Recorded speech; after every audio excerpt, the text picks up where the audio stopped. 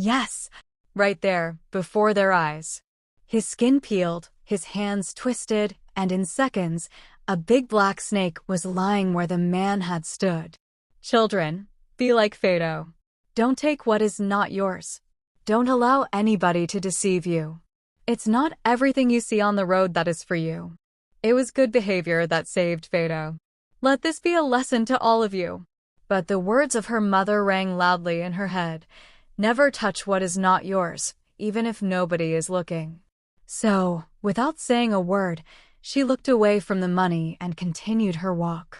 No, sir. My mummy said I shouldn't take anything that's not mine. I don't know who owns it. Fato begged. Please, sir, I'm not feeling fine. I want to go home. Please let me go. She shouted. Please leave me alone. My mummy will beat me if I pick it. Please. The money on the road. A little girl, a big test, and a deadly stranger. My people, listen well. Have you ever heard of a small child that saved her own life just because she obeyed what her parents taught her? A little girl that escaped death simply because she respected what was right? This story will shake your heart, make you hold your child close, and remind you that not everything glittering on the road is meant to be picked. Before you continue, drop a comment where you're watching from.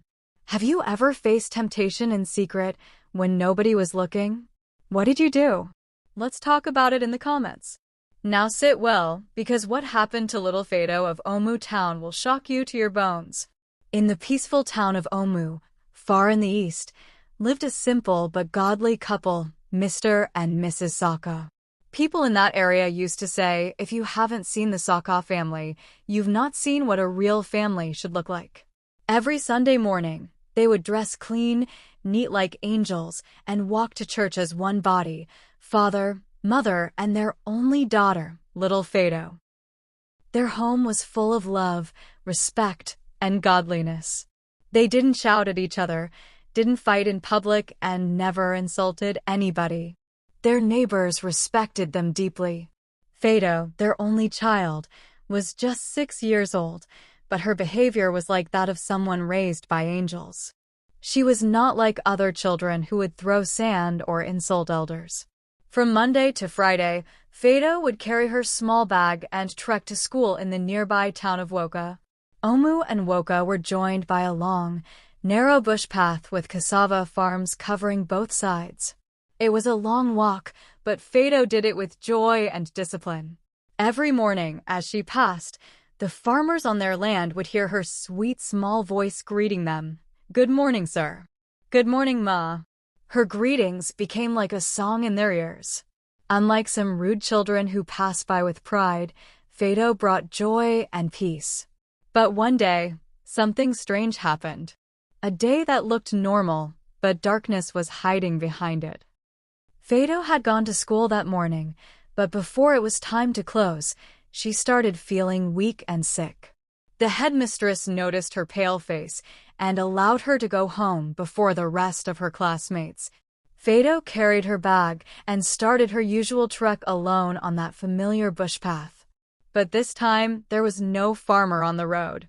No one tilling the soil. Just silence and the birds singing far away. As Fato walked quietly and gently, halfway through her journey, a strange man suddenly stepped out from one side of the bush. He looked at her and smiled. Fato, just as her parents taught her, greeted him politely and tried to walk past quickly. But as she looked down briefly near the man's feet, she saw money lying on the ground. Fato stopped and stared for a second. A 10 naira note, just lying there. But the words of her mother rang loudly in her head. Never touch what is not yours, even if nobody is looking. So, without saying a word, she looked away from the money and continued her walk. But the man called her. Hey, little girl. You didn't see that money? Don't you want to pick it? You can buy sweet and biscuit with that money. Fato turned and answered softly, No, sir. My mummy said I shouldn't take anything that's not mine. I don't know who owns it. The man smiled again, but this time his voice changed. I say pick it. Nobody owns it. It's just lying there. Just pick it and enjoy it. You children like sweet things, right? Still, Fato refused. She was now beginning to shake, and her stomach was paining her more. What she didn't know was that this man wasn't just anybody. He was on an evil mission. He had planned everything. He knew students would not be on the road yet. He waited for the perfect time to strike. But something he didn't know was that deep inside the cassava farm across the road, a farmer was resting under a shade tree, listening quietly. Fato begged, "Please, sir, I'm not feeling fine. I want to go home.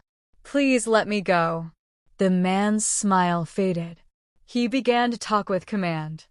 "I said pick that money. You must pick it. Is it not just ordinary money?" He moved closer. Fato began to cry. She shouted, "Please leave me alone. My mummy will beat me if I pick it. Please." At that moment, the farmer who had been listening stood up slowly and came closer through the cassava leaves. He saw everything with his own eyes. The man was now very close to Fato, trying to drag her attention to the money. The farmer stepped out boldly. "Hey, why are you forcing this child to pick that money?" The strange man turned sharply. "It's just money, nah. Is that a crime? But why are you so desperate?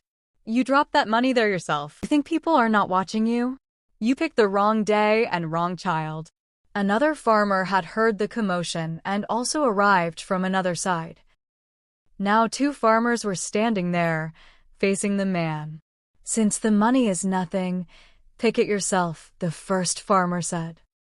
"Pick it now. We want to see," the other added. At first, the man refused, but they insisted. "Pick it.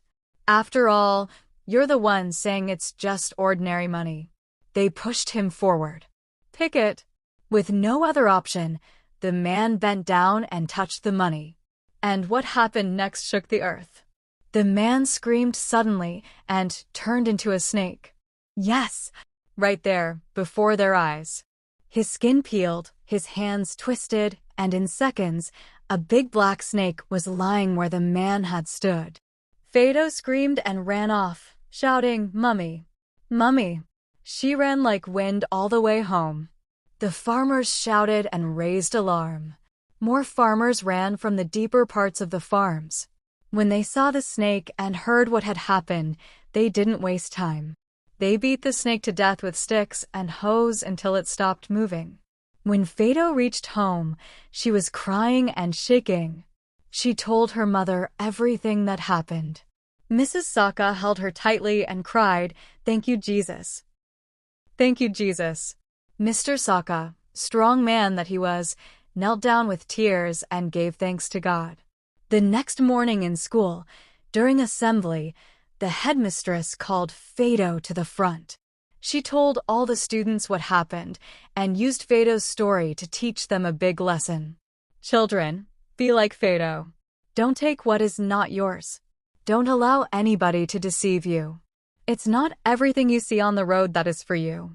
It was good behavior that saved Fato. Let this be a lesson to all of you.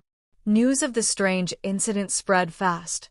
It entered Omu, reached Woka, and even moved to other nearby towns. Fato became a local celebrity. People wanted to see the girl that resisted temptation and escaped death. Newspapers carried her picture. Social media users shared her story. Churches, schools, NGOs, and even government people invited her and her parents to talk. They were given awards. Fato stood on many stages, smiling with her innocent face, showing the world that home training still exists. That small girl lifted the name of her family to high places. Now, listen, this story is not just for clapping. Let it teach us something. Teach your children the fear of God. Teach them to say no when it matters most. Not all money is for picking. Not all help is good help. And not all strangers mean well. If Fato had picked that money, her story would have been different. But because she obeyed the truth, God showed up for her. Have you been tempted before and you passed the test like Fato? Or did you fail? Let's talk about it in the comments. Share this story to warn another parent or save a child. Somebody needs to hear this. Don't forget to follow Afrifun Tale for more shocking, true-to-life African stories full of wisdom and wonder. Turn on notifications and join the family that values truth, morals, and destiny. See you in the next tale.